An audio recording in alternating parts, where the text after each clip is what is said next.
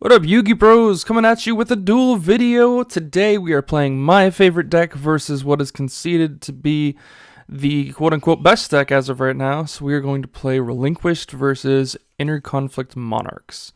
We're going to play Relinquished with a bit of a twist. We're playing a little bit different than normal, 24 card deck.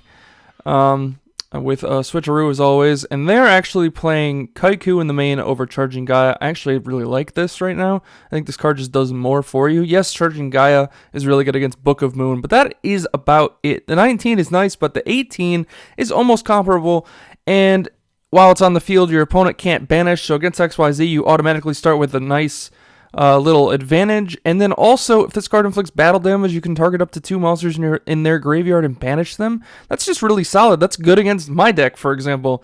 Like the banish that I can't do, that only matters if I'm going to banish Sphere Karibo.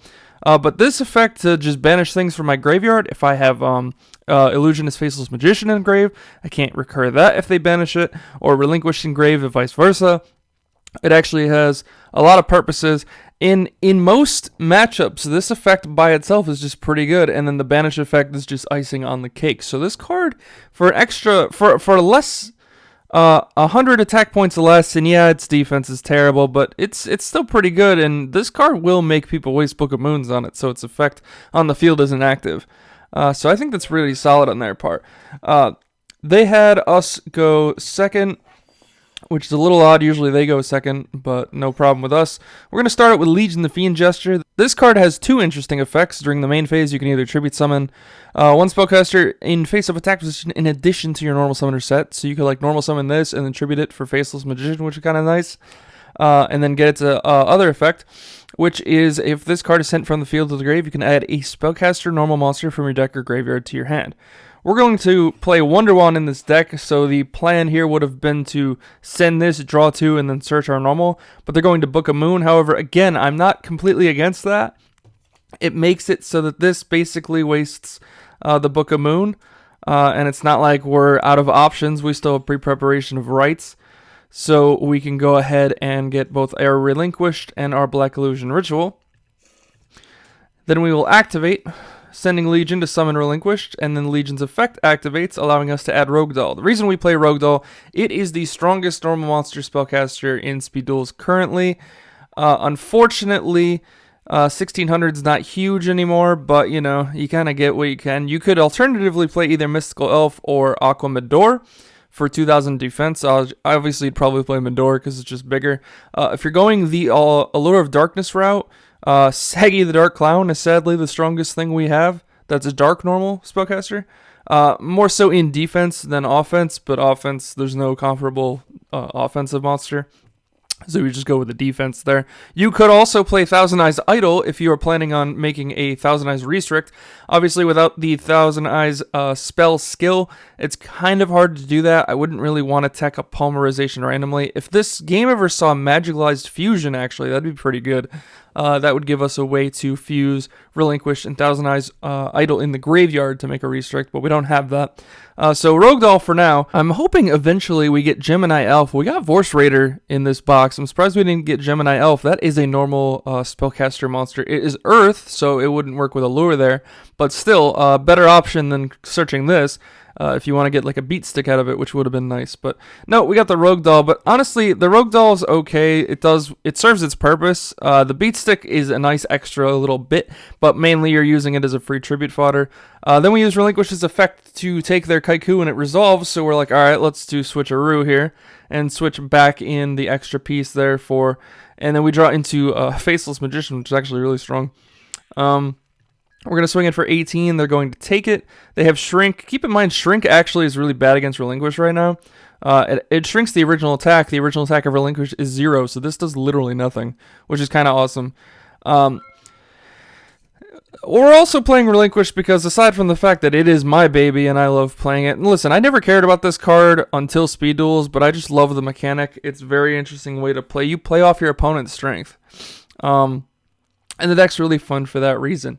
The reason I like it in this matchup, it's not ideal because, like we just saw here, Inner Conflict is a huge problem for this deck to keep its recurrence going. If you tribute Relinquish, this thing can't summon because Relinquish has to be destroyed by battle or card effect for you to summon this. If they tribute this just has to clearly be sent from field to grave, so you'd be able to get Relinquish back. But doing it the other way doesn't work. The thing is, this deck still has a lot going for it, and I feel like I'm always very shocked that if you look at like tournament records and stuff, that this deck never has a bigger showing, because while it is not the best deck in the format, I will clearly agree with that, it still puts up a formidable offense and defense, in my opinion, to warrant it like, you know, maybe third or fourth best deck. I don't know. I think this deck has a lot going for it. Yes, Kaiku right now in a lot of people's side decks is a bit of a problem, but you usually can play around this card. It's more or less taking a Relinquish and tributing it, whether that be for Inner Conflict or for back in the day. People still play Moth. If they tribute the Relinquish with Parasite Paranoid's effect, you don't get the loop. But if you're just hindering on the loop or you lose, you're not playing Relinquish to its fullest capacity. I still think it's really good against Monarchs because Monarchs focuses on whittling away at options, but also summoning these beat sticks. And you don't care if they summon beat sticks because you absorb beat sticks, and that allows you to swing over to them for a lot quicker of a game than normally what you would get.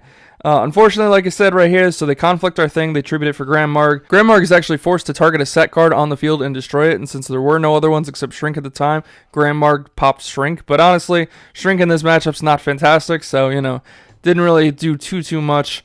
They're going to swing in here. We could have taken it, but let's put the Sphere in the graveyard for future tribute support, and also let's put this in defense because Rogue Doll can swing over it, which is great. We didn't expect to draw pre-prep, but we do it anyway. And also, this deck, on Relinquish's note, once again, with pre-prep in the deck, you are allowed to play a few extra cards besides just a 20-card deck and have it be completely fine. But Switcheroo makes it so that if for some reason you don't have the other piece, like say you drew one of the pieces dead in your hand, right? And it doesn't allow pre-prep to resolve because let's say you have the extra ritual. Let's say you had 2 ritual spells in the grave and 1 in your hand, but you still have Relinquished in your deck. Granted, it wouldn't matter because this is deck or grave, but you just can't use the first effect of this in the beginning because you can't add a ritual spell from the deck to the hand. You can switcheroo it back to the deck, draw something else, hopefully don't draw the same thing, and then pre-prep is live. So we're kind of using our skill to hinder pre-prep, but also this skill, twice per duel, letting you swap a card in your hand, shuffle your deck, and draw, is just really nice. The only thing I wish this did was I wish you drew and then shuffled back something, or I wish this just threw it on the bottom of the deck and you drew something, because there's often times where I will shuffle my deck and draw the exact same card, and it's easy to do in a deck full of a bunch of 3-ofs, so I mean, that is part of the problem. But to make this a little bit more potent, I wish it just put it on the bottom, so you would draw again. Or if you're gonna keep this drawback, make this thrice per duel. I don't know. It's hit and miss, but I do think this deck can compete by itself without the use of a skill. Granted, extra skills are always nice, but this just allowing your consistency to be, well, for a lack of a better term, consistent, makes it definitely a threat indeed.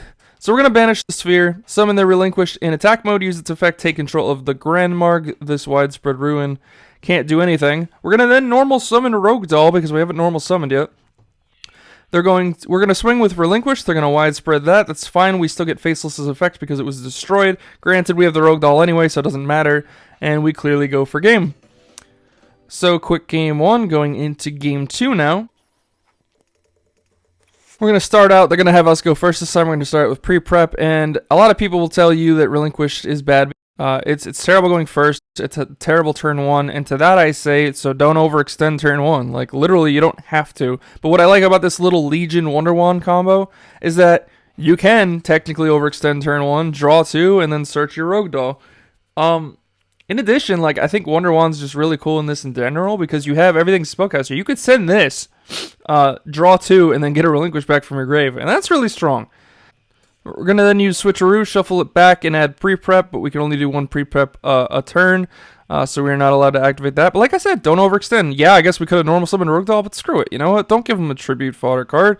Let's just see what we can do while we wait. Nice little thing about Relinquished, you're not really setting cards all that often, so Breaker, being in everyone's deck, doesn't really do a whole lot to you. Yes, it can pop the thing that Relinquish is equipped with, but you have a myriad of ways to protect Relinquish after the fact. Sometimes it ends up biting them in the ass. They're going to set 3 here, being the Widespread, the Zoma, and the Book of Moon. They're going to summon Breaker with the counter, so it's at 19. They're going to swing. We're going to Sphere. That way it sets up a Tribute Fodder. I know we have Rogue Doll, but, you know, you can never have enough. Plus, as you've seen, we have pre-prep. They don't know we have pre-prep. They know we have 1 Relinquished. So let's give them the info that they think they have, which is just 1 Relinquished. We summon it. On the summon, they activate Book of Moon, setting it. That's fine. Now we'll pre-prep, getting our other 2 pieces. And then we will activate our Black Illusion Ritual once again. This time we'll send Illusionist, Faceless Magician. Reason I don't send the Rogue Doll here, and I understand this is nice to keep as a surprise if they don't know we have it, but the reason we don't shuffle the Rogue Doll is we haven't used Switcheroo this turn yet. I would prefer to keep both of these. What's nice about Rogue Doll with Switcheroo is you can get it through Legion's Effect, shuffle it back in for a different card, and then you'll eventually search this again through another Legion's Effect, so you don't, it's just, it arguably in that situation acts like a free card. And I don't want to get rid of the offerings in hand. Obviously, I'd rather shuffle the Rogue Doll. So, we will use Relinquish's effect, take the Breaker, and then we will normal summon Rogue Doll, which is always fun when you have some extra little offense. We're going to go into battle phase, have Rogue Doll swing in. They're going to Widespread. They actually get to choose here because if it's tied, they choose. So they target Relinquish because it's 1600 through Breaker's effect. So they're going to destroy Relinquished. So we get our Faceless Magician from the grave back. So they take the 16 from Rogue Doll, then we swing in for the 12 with Faceless Magician. They could have walled with Zoma, but they choose at the end of the turn instead to use Zoma's effect to summon it out. They draw into Lost Wind, which is actually... So this card's really, really good against XYZ. You'll see it in side decks a lot to deal with that. It's also really good against Relinquished. You won't get its grave effect because I'm never summoning from my extra deck. These are all bluffs. Unless I'm playing Waken the Dragon. But you will get the ability to negate a special summon monster on the field and half its attack permanently. It's really strong against Relinquished, because then Relinquished just sits there as a 0/0 that can't do anything. And then you can also use it against this to make it 600. I guess that's almost irrelevant, but if you need to, half its attack, you can do so. They're going to switch Zoma to attack mode, set the Lost Wind, battle phase, have Zoma swing over the Relinquish that they flipped, but we have offerings to Doomed. We don't care about not drawing. We have everything going for us here. We're going to go straight to battle phase, have Faceless attack. They're going to force the Lost Wind because otherwise they'd lose to 1200. And then when Rogue Doll swings in, they're going to Sphere Karibo. So they've protected themselves. They draw into Spell Canceller. A lot of people are playing this in the side deck. This is actually pretty good against us since the majority of the cards we play are spell cards. This is Jinzo for spells. It is a lot weaker, however. That is the one big downside to the card. So, they're going to activate the Inner Conflict skill, pay 300 life points, take the Relinquish that they know we have, tribute it, summon the Spell Canceller, and have Spell Canceller swing over Rogue Doll. So now if we draw spells, unfortunately we can't use it. We draw in a Sphere, however. This isn't going to do anything, but we can wall with Faceless. We could have alternatively kept this in attack mode, had them swing over it, bring back a Relinquish, and if they had another monster, Sphere that, just to go Finn. But we're going to just try and see where we can go with this. They draw in a Book of Moon, which right now is dead because of Spell Canceller, but they will set it in case we do get rid of their Spell Canceller. We draw into Illusionist, Faceless Magician. We will tribute our current one to summon the one from our hand. That allows its effect to summon Relinquish back from the graveyard. Then we will use Relinquish, take the Spell Canceller. Unfortunately, they couldn't book this when we summoned it because Spell Canceller was on the field. That is kind of the double-edged sword of Spell Canceller. And we will swing in for game. Oh, wait, now the Book of Moon is live since the Spell Canceller is no longer on the field, technically, So it goes, but we still have Faceless Magician to swing. And worst case scenario, we could have normal summoned Sphere for exactly 300. So that's that in a nutshell. The Monarch deck, we play 2 Grandmarg in the main, 1 Jinzo, 3 Breaker the Magical Warrior, 2 Kaiku, 2 Sphere Karibo, triple Book of Moon, double Shrink, 1 Offerings, 2 Zoma, and 2 Widespread Ruin. Only 1 Jinzo because a lot of people are playing traps right now anyway, and you are playing traps, and while you could side some of these out, sometimes it gets in the way of Jinzo and interferes, and Grandmark seems to do the Monarch job the best since, he is the Monarch of the deck. Breaker, like I've said, is just all around MST on legs. Why wouldn't you play this over almost anything else? And 1900 is nice. Like I said, I'm not playing Charging Gaia. Instead, I main the Kaiku. It allows our side deck to breathe a little bit more. And this card's just solid in most matchups. 2 Sphere Karibo. I think 3 Clogs a bit. You don't need that much defense. You have all the defense as it is. But this is a nice hand trap that a lot of people sometimes won't expect because you have all these other options as well. The Triple Book, I think, is just solid staple for this format. Double Shrink is really getting its everything that's not Relinquished, but don't worry, you won't see a lot of Relinquished. Or I guess Burn in that matter. The One Offerings, I just like the free out. I know a lot of people don't play this, but in the main deck, I don't see a reason not to. Double Zoma, this card's solid. 1800. Beat Stick, also a free tribute fodder for your tribute monsters if you need to do that. And just that burn effect, man. Makes people play around it a lot more often than they need to. And then a 2 Widespread. In the main deck, I don't really have too much of a problem with this card. It's a super easy side out. But a lot of people don't expect it in the main deck. Not as much right now. But it's still a very strong card as well. And then in the side deck, we have the 2 Kaiser Glider for mostly the mirror match, but also this card can be really, really good. If they have a lot of destruction effects, play this card because you can then target a monster on the field and return it to the hand, which is nice. The 1 Spell Canceller for the right matchups, like you saw in the last game. 1 Soul Exchange. I don't have it in the main deck because I don't feel that you need it. It's again, the same logic as to why I main Offerings inside Soul Exchange versus the other way around. But this is super easy to get off considering you main 3 tribute monsters and you side 3 more. So any combination plus Soul Exchange is pretty good in my opinion. And then 2 Lost Wind. This is good to just hit every special summon deck, but mostly XYZ. So for the Relinquished deck, we were playing the 1 Rogue Doll for our search for Legion. Triple Relinquished. Triple Illusionist, Faceless Magician. Triple Breaker. I feel like this is just staple in everything these days. It's MST on legs. That could also be a 1900 beat stick, is dark, so Allure, everything welcomes this card. And while I do like Cosmic Cyclone and a lot of things, this you don't have to pay life points for to use. Plus, you could summon Breaker, pop a card, then use it as tribute fodder for Black Illusion Ritual, so it seems really solid.